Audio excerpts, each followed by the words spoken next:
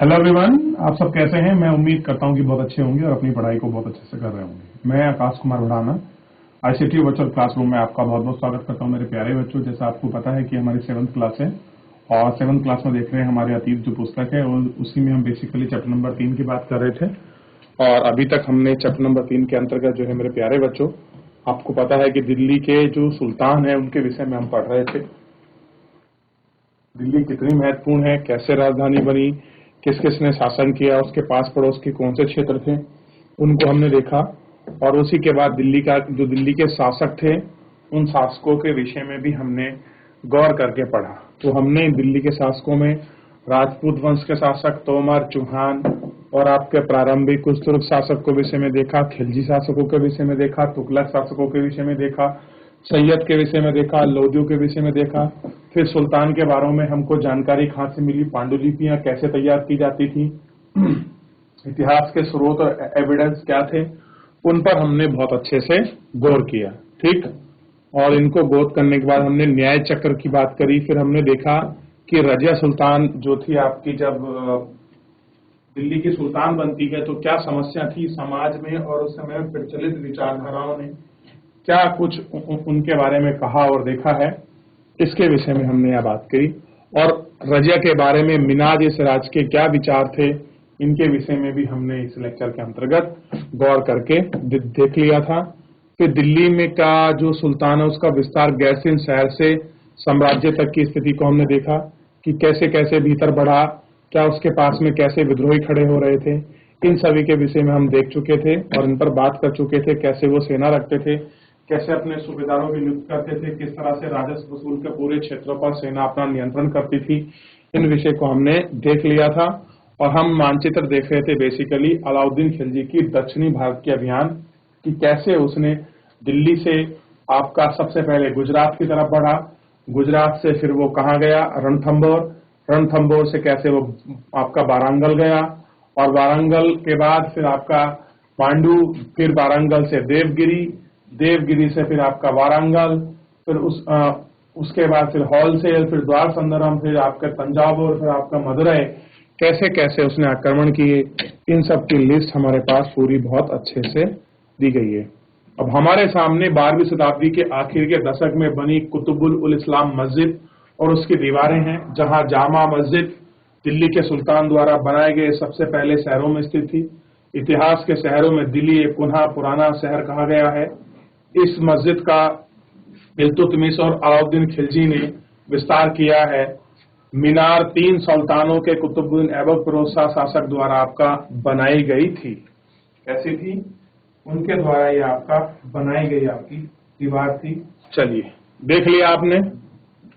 अब इस मस्जिद को गौर से देखिए और इसके जो स्ट्रक्चर है, आर्किटेक्चर है, आप विशेषकर इसके आर्किटेक्चर पर ध्यान दीजिए। फिर मैं आगे आपको समझाने का, जो इसमें बताने का है, वो मैं आपको प्रयास करूंगा और उसी को हम लोग आपका देख सकते हैं।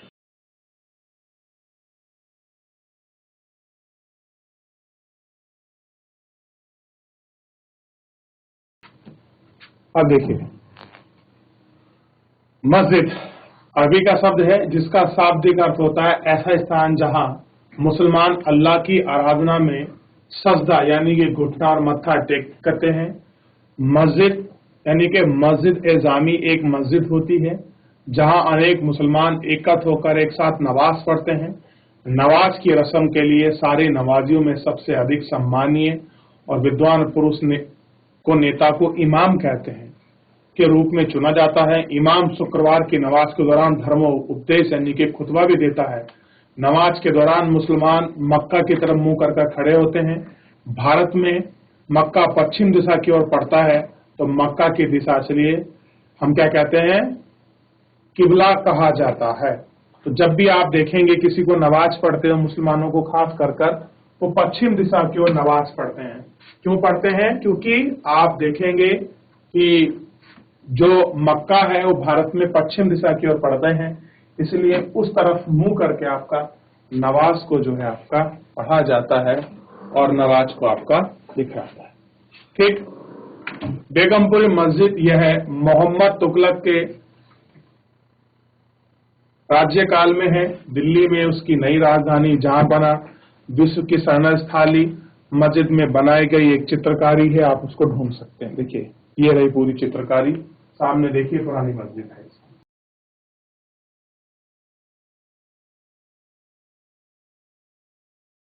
देख लिया। अब एक बार इस मस्जिद का कंपैरिजन इससे करिए, और यहाँ आपको गेट देखिए, आप इसका चित्र देखिए, आप इसके प्रवेश द्वार देखिए, ठीक, और पूरा इसका गार्डन है, आप उसको देखिए। ये आपको पूरी मस्जिद का चित्र है, ये आपको बहुत स्पष्ट रूप से दिखाई देगा, और आप इसको देख सकते हैं और इस पर गौर भी कर सकते हैं। ठीक है ना? देख लिया आप लोगों ने। आगे बढ़े मेरे प्यारे बच्चों। अब देखिए, दिल्ली के सुल्तानों ने बहुत सारे उपमहाद्वीप में अनेक शहरों में मस्जिद बनाई थी। इसे उनके इस्लाम और मुसलमानों के रक्षक के होने का दावे का बल मिलता है। समान आचार संहिता अथवा और श्रद्धालु का पालन करने वाले श्रद्धालु को परस्पर समुदाय का जोड़ होने से है। अब ये दिखाई गई है मोट की मस्जिद, आपका सिकंदर लोधी ने बनवाई है। यह है मोट की मस्जिद, किसने बनवाई है? सिकंदर लोधी के शासनकाल में है, उसके मंत्री द्वारा आपका बनवाई गई है। ठीक, का बोध उत्पन्न करने में मस्जिदें सहायक होती हैं। कैसा होती हैं? लोगों को जुड़ाव है, ज्ञान के बारे में, उनके बारे में एक्सप्लेन करती हैं और उनको दिखाती हैं। ठीक, तो ये मस्जिद हमारे सामने है, आप इसको देख सकते हैं। क्योंकि मुसलमान अनेक विभिन्न प्रकार की पृष्ठभूमियों से आते हैं। कैसे आते हैं? अलग अलग पृष्ठभूमियों से आते हैं, आप उनको देख सकते हैं। ठीक, पांचवे में देखिए, जलाली काली मस्जिद 1552 के दशक में के आखिरी दिनों में आपका निर्मित की गई थी। चित्रकारी 2, 3, 4, 5 की तुलना करें। इन मस्जिदों में समानताएं असमानता ढूंढ निकालने की कोशिश करें। 3, 4, 4 की स्थापत्य कला उनकी परंपरा दिखाई देती है, और दिल्ली की शाहजहां की मस्जिद में दिखाई देती है। इसको अच्छे से गौर करिए और पढ़िए कि कैसे डिफरेंट थी। देखिए, इन सारी मस्जिदों को आपस में गौर करके देखिए और इनका आपस में कंपेयर करिए कि कौन सी मस्जिद ज्यादा अच्छी लगती है, और जिसकी स्थापत्य कला अलग उत्कृष्ट रूप में आपको दिखाई दे, आप उसको देखिए। देख लिया?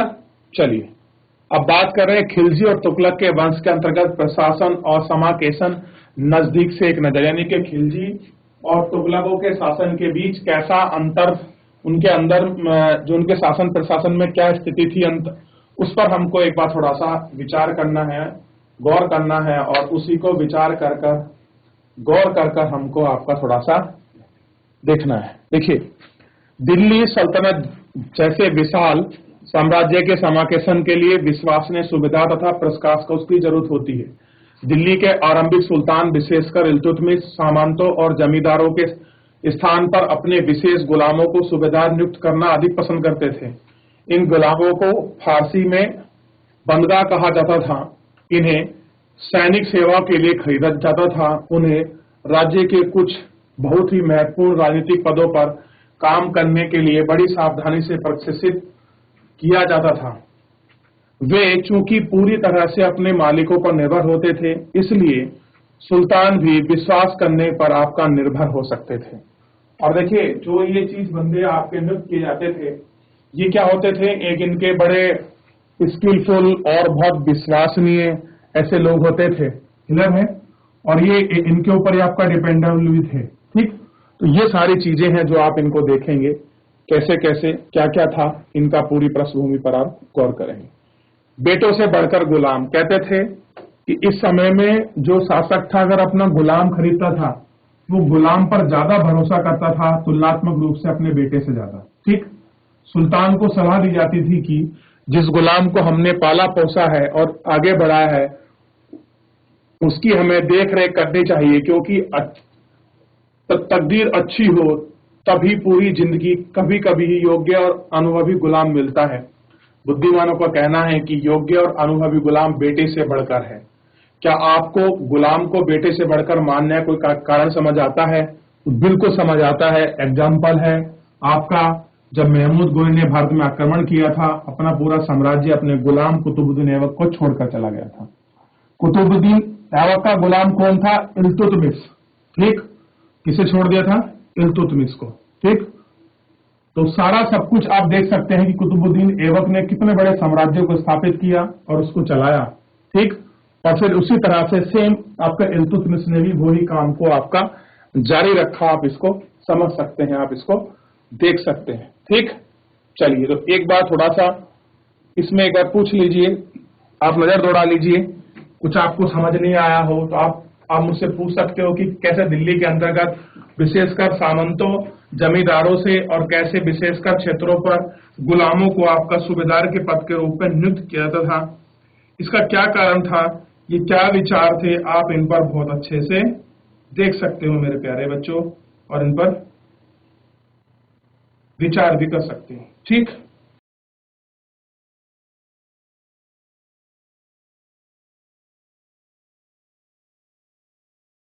कह रहे खिलजी और तुगलक शासक बदगांव को इस्तेमाल कर रहे थे, साथ ही अपने पर आश्रित निम्न वर्गों को ऊंचे राजनीतिक पदों पर बैठाते रहे। ऐसे लोगों को सेनापति और सूबेदार जैसे पद देते रहे, लेकिन इसे राजनीतिक अस्थिरता भी पैदा हो गई। गुलाम और आश्रित अपने मालिकों और संरक्षकों के प्रति वफादार थे, मगर उनके उत्तराधिकारी के प्रति नहीं। नए सुल्तानों ने अपने नौकर होते थे, फलस्वरूप किसी नए शासक के सिंहासन पर बैठते ही प्राय नए और पुराने सरदारों के बीच टकराव शुरू हो जाती थी। सुल्तानों द्वारा निचले तबके के लोगों को संरक्षण दिए जाने के कारण उच्च वर्ग के लोगों को गहरा धक्का लगता था। फारसी तकरोखार के आपके लेखों ने निचले खानदान के लोगों को ऊंचे पदों पर बैठाने से दिल्ली के सुल्तान की आलोचना की थी। अब देखिए यहाँ मुसीबत क्या थी, अगर शासक अपने गुलाम को ऊपर बैठाए तो जो ऊंचे का वर्ग है, जो आपका बड़ा वर्ग है, वो इनका विरोध करता था, ठीक, और उनको धक्का सा लगता था, और ये बड़ा वर्ग उस लेवल का काम नहीं कर पाता था जिस तरह के काम इनके गुलाम आपके नीचे के वर्ग के लोग आपका करते थे। और गुलाम भी केवल अपने जो सुल्तान था उसके प्रति वफादार थे, ना कि आने वाली उनकी पीढ़ियों के लिए। ये सारी ऐसी समस्याएं थी जो दिन पर दिन और आपका जटिल हो रही थी और अपना बहुत बड़ा जो रूप है वो आपका इख्तियार कर रही थी, ठीक। अब देखिए, सुल्तान मोहम्मद तुगलक के अधिकारी जन कह रहे हैं कि सुल्तान मोहम्मद तुगलक के अधिकारी जन नामक कलार यानी कि शराब बनाने वाले और बेचने वाले थे। अब कह रहे हैं कि फिरजू हिज्जा नामक नाई, मनका तफ्ता नामक मोची, धार पीरा नामक माली, क्यों इन्होंने क्या कर दिया, ऊंचे पदों पर बैठाया। 14वीं शताब्दी के मध्य इतिहासकार जियाउद्दीन बर्नी ने इस नियुक्ति का उल्लेख सुल्तान के राजनीतिक विवेक का नशा और शासन करने की अक्षमता का उल्लेख किया है। कह रहे हैं कि मोहम्मद तुगलक ने जिस प्रकार से आपके नाई को, मोची को, शराब बनाने वालों को उच्च पदे पर बैठाया है, ये बताता है कि सुल्तान का जो आपका विवेक है वो उस लायक नहीं है, ठीक। ये सब उनको क्या करता है, उल्लेख करता है।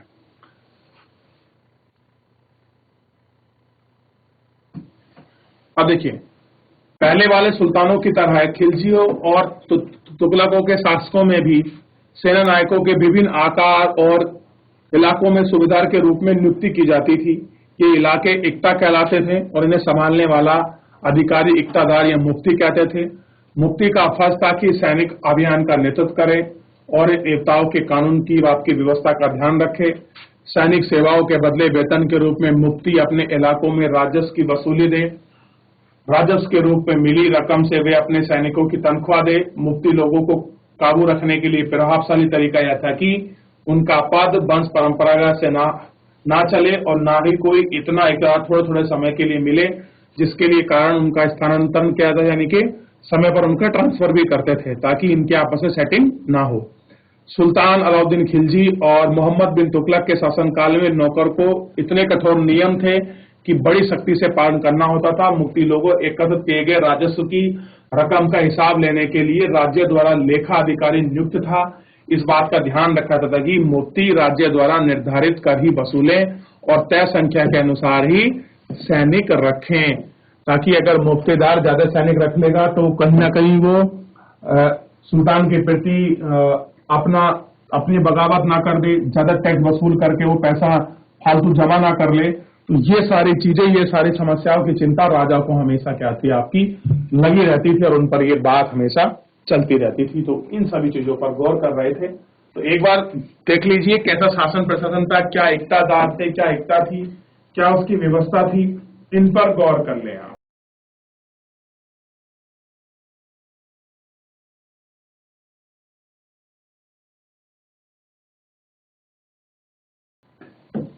तो आपको इक्ताओं के विषय में समझ आया। देखिए, जब दिल्ली के सुल्तान शहरों से दूर आंतरी इलाकों को भी अपने अधिकार में लेते थे, मान लीजिए दिल्ली में बैठे सुल्तान ने वारंगल मदुराई को कोई अपने शासन के नियंत्रण में ले लिया, तो उनकी भूमि का स्वामी सामंतों और अमीर जमींदारों को अपनी सत्ता के आगे झुकने के लिए बाध्य कर अलाउद्दीन खिलजी के शासनकाल में भू राजस्व के निर्धारण और वसूली के कार्य के लिए राज्य अपने नियंत्रण में ले लिया। स्थानीय सामंतों से कर लगाने का अधिकार छीन लिया, बल्कि उन्हें स्वयं भी कर चुकाने को बाध्य कर दिया। सुल्तान के शासकों ने जमीन की पैमाइश के लिए एक अलग हिसाब सावधानी रखी और बोलते इस समय ही आपका जरीब का इस्तेमाल हुआ था। कुछ पुराने सामंत और जमींदार राजस्व के निर्धारण वसूली अधिकारी के रूप में सल्तनत की आपकी नौकरी करने लगे। उस समय 3 तरह के आपके कर थे। कृषि पर, जिसे खराज कहा जाता था, और किसान की उपज का 50% होता था, मवेशियों पर कर और घरों पर कर, ये सारे टैक्स लगाए जाते थे। या यह याद रखना जरूरी है कि उपमहाद्वीप का काफी बड़ा हिस्सा दिल्ली के सुल्तान के अधिकार से बाहर था। दिल्ली के बंगाल जैसे सुदूर प्रांतों का नियंत्रण रखना कठिन था। दिल्ली दक्षिण भारत से विजय के तुरंत बाद ही पूरे क्षेत्र पर स्वतंत्र हो गया। यहाँ तक कि गंगा के मैदानी इलाकों में भी घने जंगलों वाले ऐसे क्षेत्र थे जिनमें बैठने में सुल्तान की सेना की असक्षम थी। स्थानीय सरदारों ने इन क्षेत्रों में अपना शासन जमा लिया। अलाउद्दीन खिलजी, मोहम्मद तुगलक इन इलाकों पर जोर जबरदस्ती अपना अधिकार जमा लेते थे और वहां अधिकारों में कुछ ही समय तक रह पाते थे। ऐसा था, कुछ ही समय तक आपका रह पाते थे। तो इन क्षेत्रों को भी थोड़ा सा वो अपने नियंत्रण में ले रहे थे और उनको देख रहे थे कि कैसे हम शासन व्यवस्था करें। जो हमारे दूरगामी क्षेत्र हैं, जो सामंत पहले कर लगा रहे थे, उन सामंतों को भी आपका क्या कर दिया गया, कर आपका लेने के लिए बाध्य कर दिया गया। तो जो स्ट्रक्चर्स था आप पूरा उसको समझ पाएंगे। तो पहले इसको देख लीजिए, सामंतों का जो आपका विषय है, क्या पैमाइश है, कैसे टैक्स ले रहे हैं, घरों पर, कृषि पर खराज क्या है, ठीक, किस प्रकार का खम्स क्या है, ये सारे जो टैक्सेशन है वो किस प्रकार के टैक्सेशन है, आप इनको देखें, फिर हम लोग इसमें आगे बढ़ जाएंगे मेरे प्यारे बच्चों।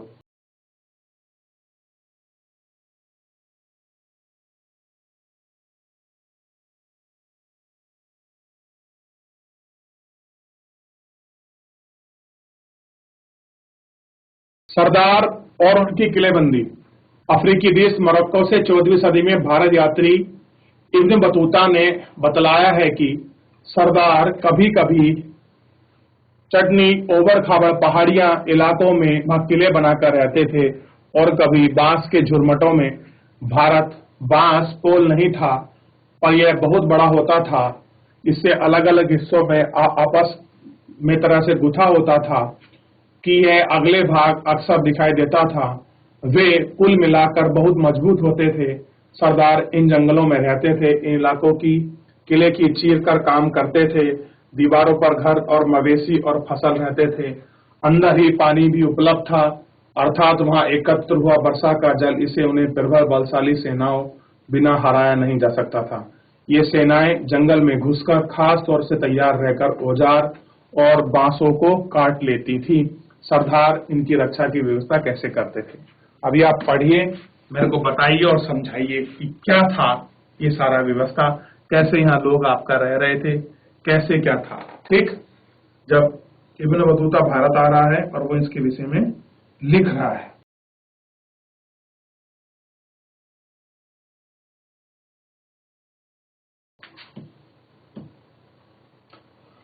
बात होगी चंगेज खान के विषय में। कह रहे हैं कि चंगेज खान के नेतृत्व में मंगोलों ने 1219 में उत्तर पूर्वी ईरान में, जो खास कर आपको बोलते हैं ट्रांस अक्सायान यानी कि वर्तमान का उज्बेकिस्तान पर हमला किया।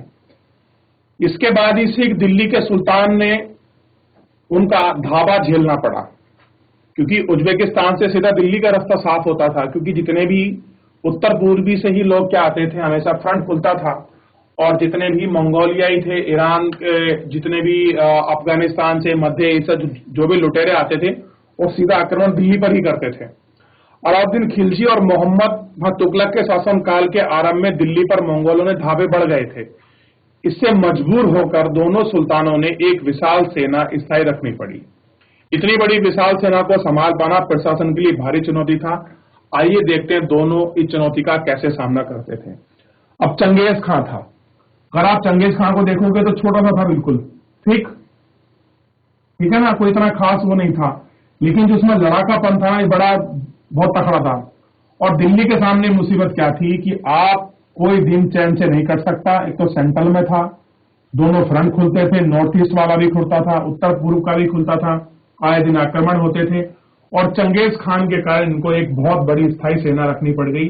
जो इतनी बड़ी सेना को रखना एक बड़ा ही उस समय बड़ा टास्कफुल माना जाता था। किस तरह से आपका मोहम्मद तुगलक और अलाउद्दीन इस बाप के सेना को मेंटेन करते थे, क्या कुछ करते थे, इसके विषय में दोनों का आपसी कंपैरिजन जो है इसमें दिया गया है और इस कंपैरिजन को हम लोग देख सकते हैं, बात कर सकते हैं। ठीक,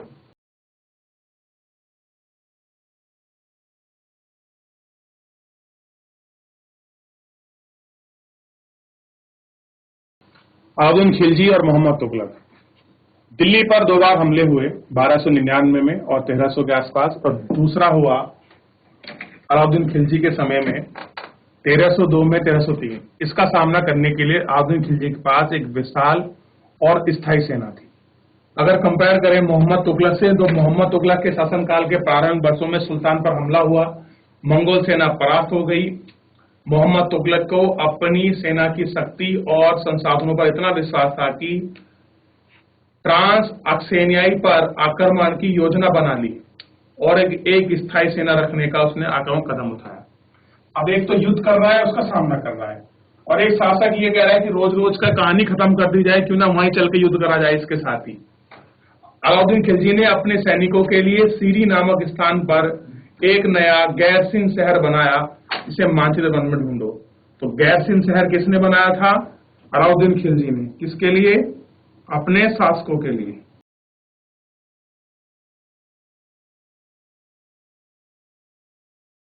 नया गैरसिन शहर बनने के लिए स्थान पर दिल्ली के चारों ओर शहरों में सबसे पुराने इलाके में दिल्ली एक पुनः निवासी खाली कराकर वहां सैनिक छावनी बना दी गई। पुराने शहर के निवासियों को दक्षिण में बनी नई राजधानी में दौलताबाद भेज दिया गया।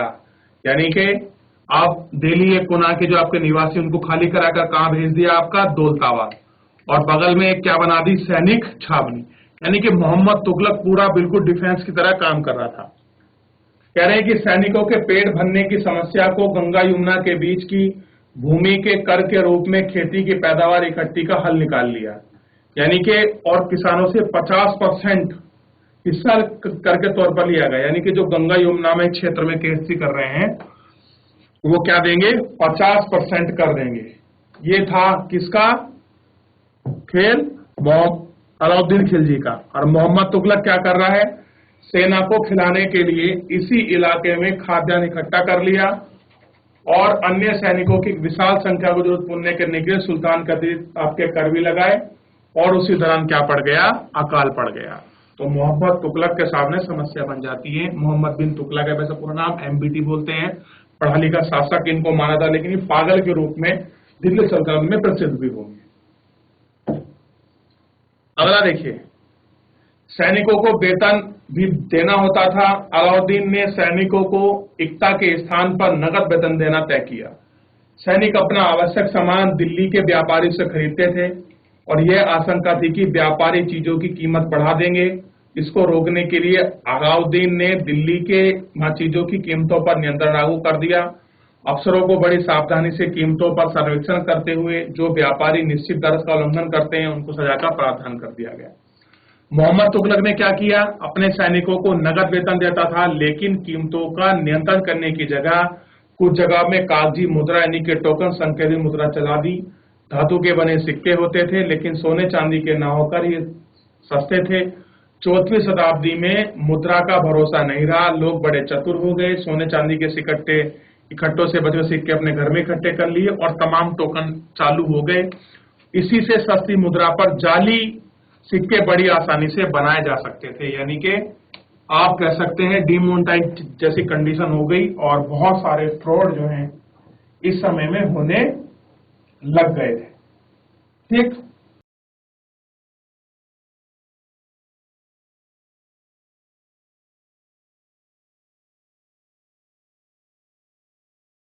अलाउद्दीन के प्रशासनिक कदम काफी सफल रहे।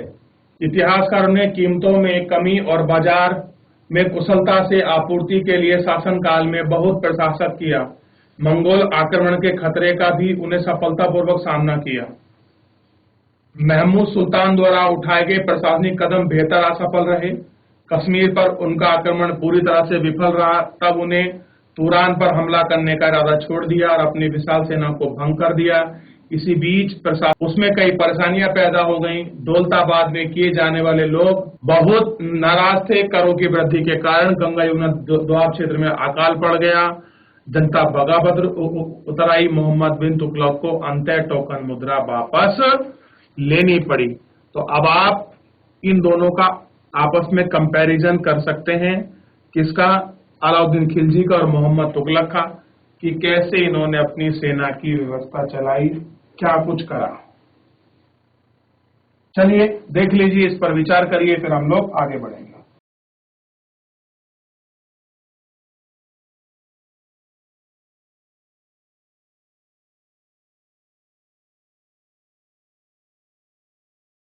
अब जो इन तमाम असफलताओं की गिनती करने पर हम कभी कभी भूल जाते हैं कि सुल्तान के इतिहास में पहली बार दिल्ली के सुल्तान में मंगोलों के इलाकों को फतह करने का अभियान की योजना बनाई गई थी। जहां अलाउद्दीन खिलजी का बल प्रतिरक्षा पर था, वहीं मोहम्मद तुगलक के द्वारा उठाए गए कदम मंगोलों के विरुद्ध सैनिक विरुद्ध योजनाओं का हिस्सा थे। तो दोनों का आप कंपैरिजन आपस में समझ चुके हो, देख चुके हो। तो फिलहाल मेरे प्यारे बच्चों, आज के इस लेक्चर के लिए इतना ही। मिलते हैं नेक्स्ट लेक्चर में। तब तक अपना ध्यान रखिए, स्वस्थ रहिए, अपनी पढ़ाई को बहुत अच्छे से करते रहिए। मुझसे जुड़ने के लिए आपका बहुत बहुत धन्यवाद।